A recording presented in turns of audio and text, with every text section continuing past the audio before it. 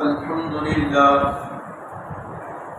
لله رب العالمين والعاقبة للمتقين والصلاة والسلام على سيد الأنام والمرسلين وعلى آله وأصحابه أجمعين أما بعد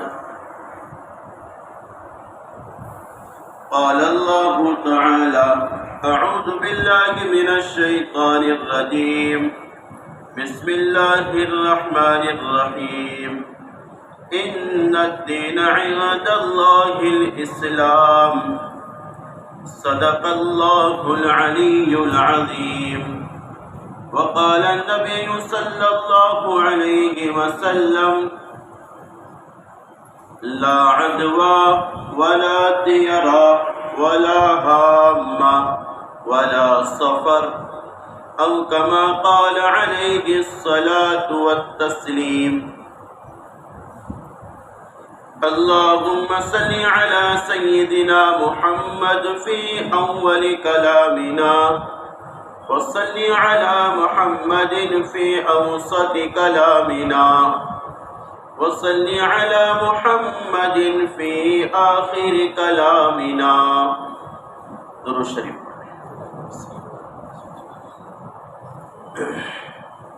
محترم سامعین، عزیز ساتھیوں، اللہ تعالیٰ نے جو ہم کو ایمان دیا ہے اس کا تعلق قلب اور دل سے ایمان ہی کی طرح ایک لفظ ہے اسلام۔ ہمیں مومن بھی کہتے اور مسلمان بھی کہتے ہیں، ایمان والا بھی کہتے ہیں اور اسلام والا بھی کہتے ہیں۔ ان دونوں میں کیا فرق ہے؟ ایمان اور اسلام میں کیا فرق ہے؟ مسلمان کسے کہتے ہیں؟ مومن کس کو کہتے ہیں؟ اس بارے میں محدثین اور علامہ انور شاہ کشمیری رحمۃ اللہ علیہ کی رائے یہ ہے ایمان کا تعلق دل سے ہوتا، قلب سے ہوتا، کہ دل سے اللہ کا اقرار کرنا، تصدیق کرنا، اللہ کو ایک ماننا، نبی کو رسول ماننا، ایمان دل سے متعلق ہوتا ہے۔ اور اسلام اقرار کا نام ہے، وہ چونکہ ہم نے دل میں جو تصدیق کی ہے، زبان سے اس کا اقرار کرنا اور اعضاء سے عمل کرنا، اس کو اسلام کہتے ہیں۔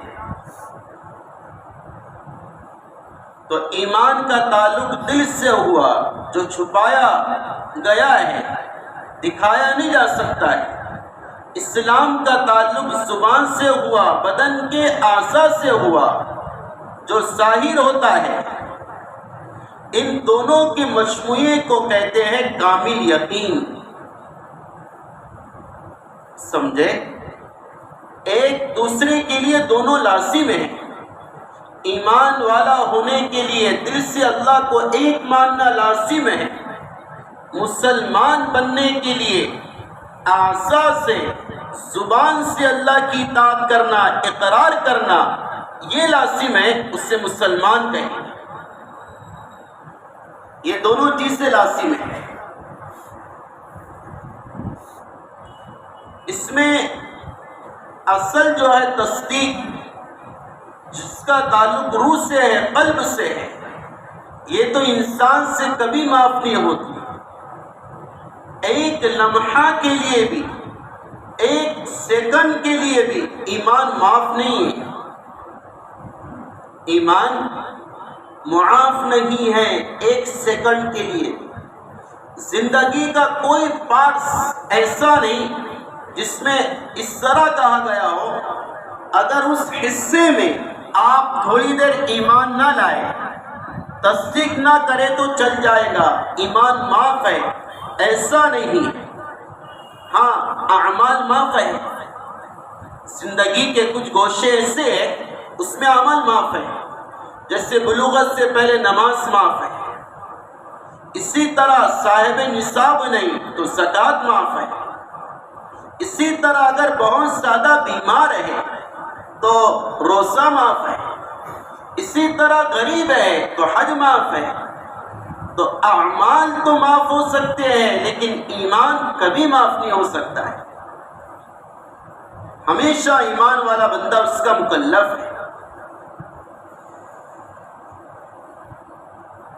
تو میں نے ایک بات کہا، یہ دونوں مکمل ہوں گے، تصدیق اور اعضاء سے اعمال، زبان سے اقرار، اس کو کہتے ہیں یقین کامل.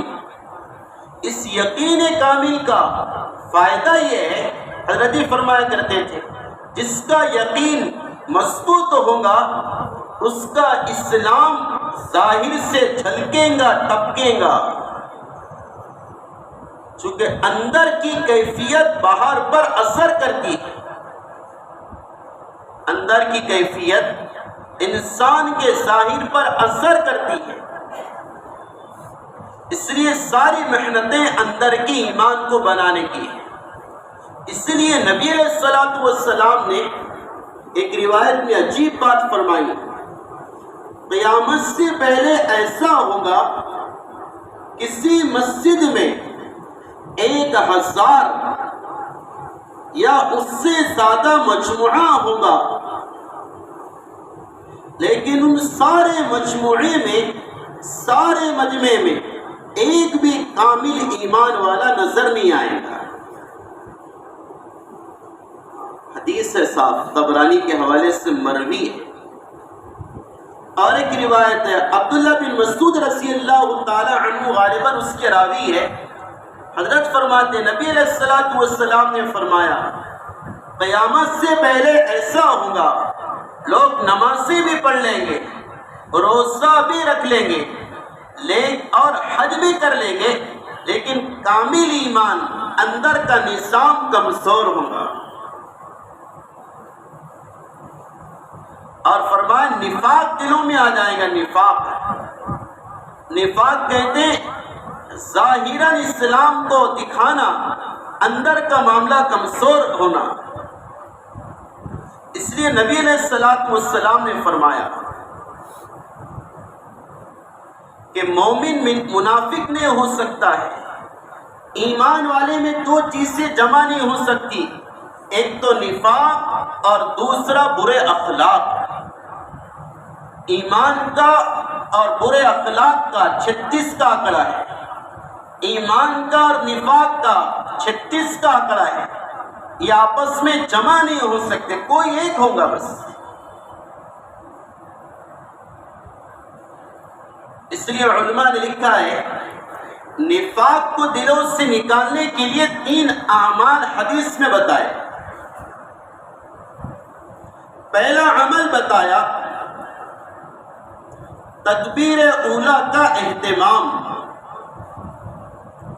شروع سے آخر تک امام کے ساتھ نماز میں شریک رہنا، اس کا اہتمام. ہمارے نبی نے فرمایا 40 دن جو تکبیر اولیٰ کا اہتمام کریں گا اللہ 2 انعام عطا فرمائیں گے. پہلا انعام جہنم سے براءت اور دوسرا انعام نفاق سے برات کا ہے. اور جہنم سے براءت کا مطلب یہ ہے، محدثین نے لکھا ہے اللہ اس کا خاتمہ ایمان پر فرمائے گا جو تکبیر اولیٰ کا اہتمام کرے گا. دوسرا عمل محدثین نے بتایا حدیث کے تناظر میں نفاق سے برات کے لیے فجر اور عشاء کی نماز کی پابندی. جو عشاء کی نماز کی اور فجر کی نماز کی پابندی کرے گا نفاق اس سے دور رہے گا.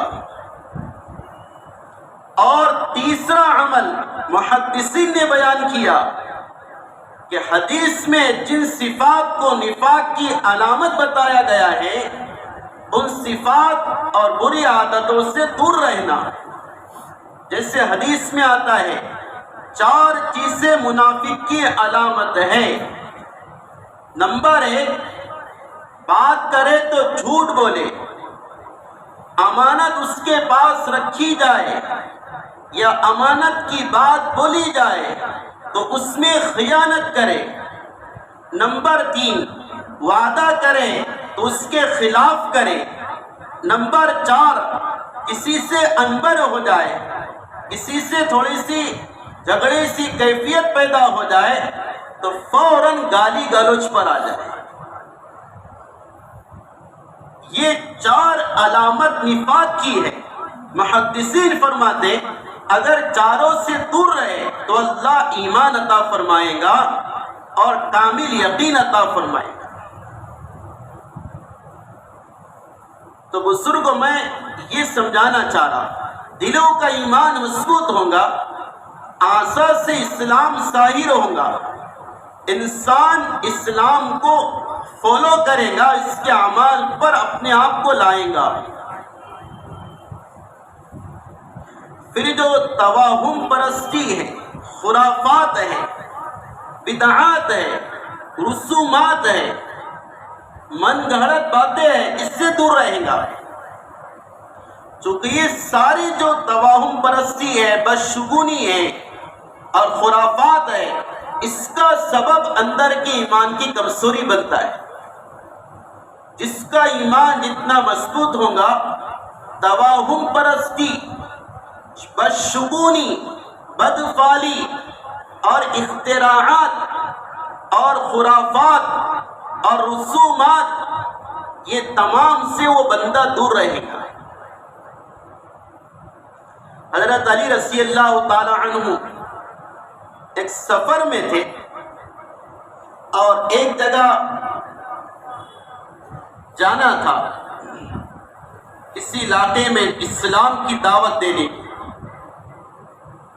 تو ایک کاہن آیا، نجومی آیا، اس سے کہا کہ حضرت، کوفہ میں تھے اس وقت، اگر آپ مثلا کل گئے، جو کہ آپ جانے والے ہیں، تو میرا علم نجومی یہ کہتا ہے آپ جنگ ہار جاؤ گے، آپ شکست سے کھا جاؤ گے، اس لیے میری رائے ہے کل مت نکلو، سنیچر آڑا دن ہے جیسے ہم کہتے ہیں، ٹھیک ہے، بعد میں نکلنا، دوسرے گھڑی میں نکلنا۔ حضرت علی رضی اللہ تعالیٰ عنہ نے کہا کہ تجھ پر بھی لعنت اور جو تیری بات کو مانے اس پر بھی لعنت۔ سمجھے؟ چونکہ نبی علیہ السلام نے عجیب بات فرمائی، غور سے سننا اس روایت، بہت عجیب روایت ہے۔ ہمارے نبی نے فرمایا جو کسی نجومی کی بات کی تصدیق کرے، جو کسی کاہن کی بات کو مانے، سمجھ میں آ رہا؟ کاہن جو فیوچر کی کچھ باتیں بتاتے، نجومی ستاروں کو دیکھ کر کچھ باتیں بتاتے، کچھ لوگ ہاتھوں کی لکیروں کو دیکھ کر باتیں بتاتے ہیں۔ ہمارے نبی نے فرمایا جو کسی نجومی کے پاس جائے، اس کی بات کو مانے، 40 دن تک اس کی نماز قبول نہیں ہوتی۔ 40 دن تک اس آدمی کی نماز قبول نہیں ہے۔ اس لیے حضرت علی اس سے کہہ رہے جو تجھ پر بھی لعنت، جو تیری بات کو مانے اس پر بھی لعنت۔ ہم کو جو ہمارے نبی نے دین سکھایا اس میں وقت کی اور دن کی اور ہفتوں کی اور مہینوں کی اور سالوں کی کوئی بدشگونی سکھائی نہیں گئی۔ سارے ایام برابر ہیں، سارے ہفتے برابر ہیں، سارے مہینے برابر ہیں، کوئی منحوس نہیں اور کوئی برا نہیں، سب اللہ کی پیدا کردہ مخلوقات ہیں۔ اس لیے تو آپ نے وہ حدیث سنی ہوگی، نبی علیہ السلام نے فرمایا بنی آدم یعنی انسان زمانے کو برا کہتا ہے، وقت کو برا سمجھتا ہے، حالانکہ زمانہ تو میں ہوں، یعنی میرا پیدا کرتا ہے۔ میں کیسے برے چیز کو پیدا کروں گا؟ سمجھے؟ جیسے بنی آدم سفر المظفر کے مہینے کو برا کہتا ہے، سنیچر منگر کو آڑا کہتا ہے، قمر در اقرب کو منحوس سمجھتا ہے، وغیرہ وغیرہ، اماوس کی راتوں کو برا سمجھتا ہے۔ یہ اوقات ہے ان کو برا کہنا گویا کہ نعوذ باللہ اللہ کو برا کہنا ہے۔ حضرت علی رضی اللہ تعالی عنہ جب وہ منع کر رہا تھا جس گھڑی میں جانے کے لیے، حضرت اسی گھڑی میں نکلے، اسی ٹائم نکلے، اللہ نے وہ راستہ فتح کیا ہے، اور اللہ نے حضرت کو شکست دی بلکہ فتح عطا فرمائی ہے۔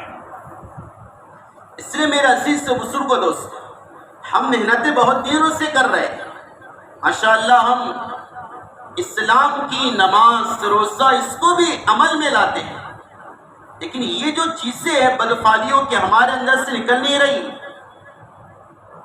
اچھے اچھے گھرانوں کے یہ حال ہے، اچھے اچھے گھرانوں کے کہ میں سفر کا مہینہ ہے، سفر کا مہینہ، اس مہینے میں آسمان سے بلائیں اترتی ہے، اس مہینے کے پہلے 13 دن شدید بیماریاں اترتی ہیں، اس مہینے میں کوئی شادی نہ کرو، رشتہ نہ کرو، اس مہینے میں کسی کاروبار کا اسٹارٹ اور ابتدا نہ کرو۔ یہ سارے جو بدشگونیاں ہیں اس مہینے کے ساتھ لوگوں میں وابستہ ہے۔ نبی علیہ السلام نے اس کا علاج بتایا، پہلے سمجھایا لا سفر، سفر نہیں ہے۔ سفر کا کیا مطلب ہے؟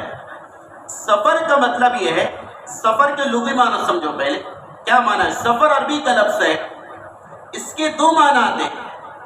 پہلے معنی پیلا ہونا، پیلا، چونکہ اہل عرب محرم کے بعد جب وہ سفر کے مہینے میں اپنی تجارتوں کے لیے اور اپنے اہم مہم پر جانا کا ارادہ کرتے تو وہ مہینہ پتجھڑ کا ہوا کرتا تھا، موسم خزاں ہوا کرتا تھا، یعنی اس مہینے میں عرب کے جو بعض درخت ہوتے تھے پیلے ہو جایا کرتے تھے، اس لیے اس مہینے کو سفر کہتے، پیلا ہو جانا، چونکہ درختوں کے پتے کیا ہوتے ہیں؟ پیلے ہو جاتے تھے۔ ایک معنی یہ ہے اس کا۔ دوسرا، سفر کا معنی خالی ہونا، کیا ہونا؟ خالی ہونا، کچھ بھی نہیں، خالی۔ اسی سے ہمارے اردو میں وہ کہتے ہیں نا صفر، شونیہ، زیرو، تو کیا مطلب ہے صفر کا؟ ارے صفر لکھتے نا اردو والے، کیا مطلب؟ آپ نے غور کیے کبھی؟ صفر لکھتے، صفر ملا اس کو، امتحان میں انڈا ملا، وہ اصل لفظ صفر ہے، صفر، اس کو ہمارے بولنے والوں نے صفر بولتے ہیں ہم۔ صفر کے معنی خالی ہونا، چونکہ وہ عدد سے خالی ہوتا ہے، اس میں کچھ نہیں ہوتا ہے، اس لیے اس کو کیا کہتے ہیں؟ صفر کہتے ہیں۔ کیا کہتے ہیں؟ صفر کہتے ہیں۔ تو سفر، صفر ایک ہی ہے، اس کی لغت ایک ہی، تو صفر بولو یا سفر بولو، خالی ہو جانا، کچھ باقی نہیں رہنا، چونکہ اہل عرب اس مہینے میں اپنے گھروں کو چھوڑ کر نکل جایا کرتے تھے تجارت کے لیے، شام کے علاقوں میں ان کے گھر خالی رہتے تھے، اس وجہ سے مہینے کو سفر المسفر کہتے ہیں۔ کیا کہتے ہیں؟ سفر کہتے ہیں۔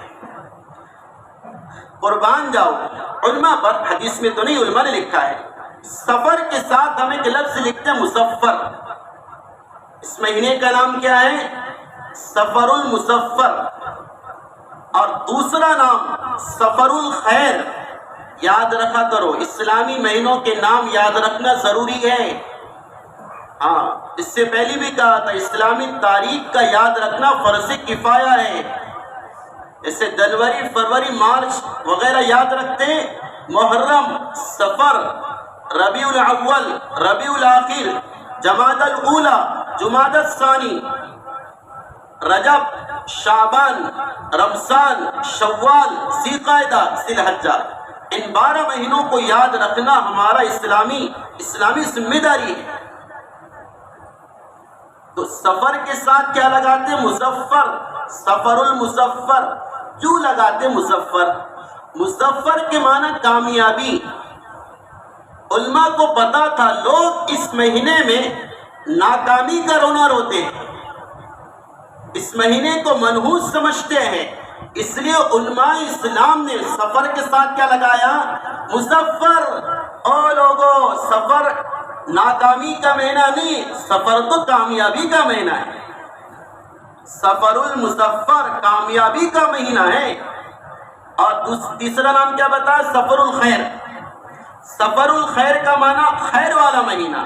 لوگ کہتے ہیں شر والا مہینہ، بلاؤ والا مہینہ۔ شریعت کہنی نہیں، بلاؤ والا نہیں، یہ سفر الخیر ہے، خیر والا مہینہ ہے۔ نام سے تو سارے باتیں حل ہو گئی۔ اگر نام ہی صحیح یاد کر لیے تو سارے اشکالات ہو۔ تو ہمارے نبی نے فرمایا ولا سفر، یہ جو لوگ سفر سے بدشگونی لیتے، اس میں پروگرام نہیں کرتے، اس کو منحوس سمجھتے، بھئی ہمارا بھی ہے نا، کتنے اس مجمع میں سفر میں کسی کا نکاح ہے؟ ایک تو ہوں گے بس۔ جاؤ ہال والوں کو پوچھو، وہ بک کر میرے ہال والے سے ملاقات ہوئی، آف سیزن ہے، بولے مفتی صاحب۔ ارے کون سا سیزن ہے؟ Of season. یہ مسلمانوں کی بات، مسلمانوں کی بات۔ ہاں آف سیزن سفر میں نہیں چلتا نا، شادی نہیں کر سکتے۔ ڈی جے بجانے سے برکت آتی ہے، بے پردگی سے برکتیں آتی ہیں۔ عورتوں مردوں کا اختلاط ہوتا ہے، پردہ نہیں ہوتا، اس سے برکتیں آتی ہیں۔ اور سفر میں نکاح کرو تو بے برکت ہوتی ہے، نحوست آتی ہے۔ یہ ہمارا گویا کہ مینٹلٹی بن گئی۔ اللہ ہمیں معاف فرمائے، معذرت کے ساتھ کہہ رہا ہے ایسا ہو رہا۔ اب مفتی صاحب تو پرانی باتیں، ہم تو نئے نہیں۔ ماحول معاشرہ دیکھو۔ اللہ کے گھر میں کہہ رہا ہے، ایک دن پہلے کال آیا مجھے، اچھے صاحب کا نام نہیں لوں گا، کہا کہ مفتی صاحب میرا گھر ہے، 8 دن سے الو آ کر بیٹھ رہا ہے، 8 دن سے گھر کی مسورات بہت پریشان ہیں، امی دادی خالہ جو انہوں نے کہا پریشان ہے، الو آ کر ایک ہی جگہ بیٹھ رہا ہے۔ تو کیا کچھ پریشانی تو نہیں ہوگی نا؟ پڑھا لکھا، سمجھے نا ہم کیسے کمزور ہیں ایمان والے۔ الو کے آنے سے کیا ہوتے ہیں؟ گھبرا جا رہے ہیں، یار الو آ رہا، آواز نکالے گا۔ یہ تو جاہلیت کی بات ہے، بالکل جاہلیت کی رسم ہے۔ حدیث میں آتا، مشکات کی روایت، ولا حامہ۔ حامہ یعنی کیا ہوتا تھا عرب میں؟